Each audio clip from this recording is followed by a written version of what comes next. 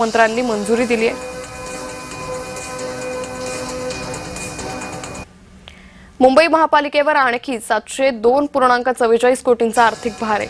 MMRCLच्या भूमिगत पादचारी मार्गासाठी 702.44 कोटी देणार आहेत। 1.5 किलोमीटरचा भूमिगत पादचारी मार्ग उभारला जाईल।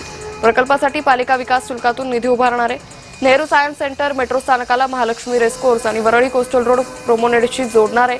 प्रस्तावित सेंट्रल पार्कला मेट्रो स्थानकातून थेट प्रवेश मिळेल। MMRCLला निधी 5 टप्प्यात देण्याचं नियोजन आहे। मेट्रोच्या संबंधित कामांसाठी BMCने यापूर्वीच 2,500 कोटींपेक्षा अधिक खर्च केलाय। BMCवर जवळपास 2 कोटींच्या पायाभूत सुविधांचा भार असल्याचं पाहायला मिळत आहे।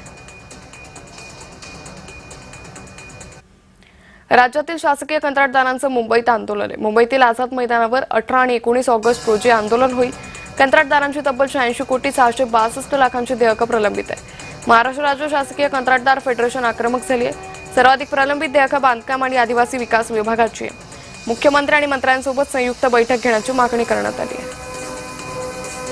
साधारण 1 महिन्यापूर्वी मुख्यमंत्री महोदयांना संघटनेमार्फत सर्वच महाराष्ट्रातील सगळ्याच संघटनांनी पत्रव्यवहार करून त्यांना वेळ मागून यावरती तोडगा काढण्यासंदर्भामध्ये निवेदन दिले होते आणि तसे 15 ऑगस्ट पूर्वी जर शासनाने थकीत बिले अदा केली नाही तर 18 ऑगस्ट पासून आझाद मैदानावरती राज्यव्यापी धरणे आंदोलन छेडण्यात येईल अशा प्रकारचा इशारापर्यंत दिला होता।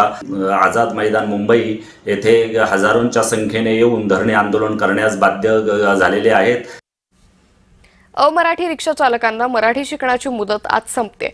परिवहन विभागाकडून उद्यापासून नियमांची कडक अंमलबजावणी केली जाईल। मराठी भाषा पाठ्यक्रम अभियानाची आज सांगता होते। मुख्यमंत्र्यांच्या उपस्थितीत अभियानाची सांगता होईल। मराठी भाषा अभियानाचा सांगता समारंभ आज सायंकाळी ठाण्यातील गडकरी रंगायत